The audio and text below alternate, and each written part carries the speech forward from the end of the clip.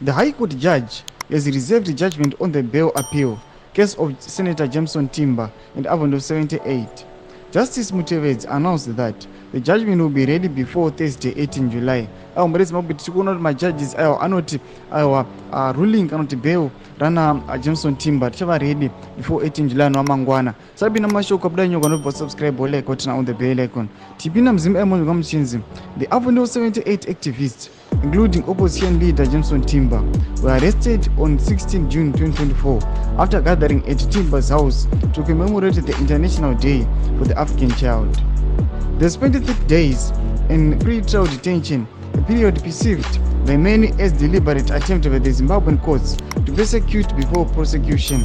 This has led to widespread calls for their release and solidarity, urging Zimbabweans to join the global demand for their freedom as they appear before the courts.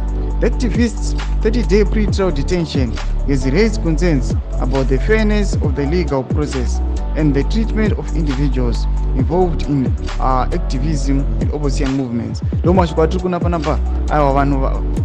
Yes, vakaspenda zvavo 30 days beura uri kunzi aiwa abuditswa before tomorrow, you know what, so 18, but tikuona kuti vanhu vari chiti aiwa 30 days aiwa dzavakararama musungwa aiwa dzaiva nokumanikidzo kukanyanyisa kwazvo kwaiva kuonekwa kuti aiwa malegal system yemunyika yezimbabwe anombonyikidza kuti vanhu dzemafungiro enyu moti kudiva musoro penhau iyi pandai comment section musanga no subscribe like turn on the bell icon.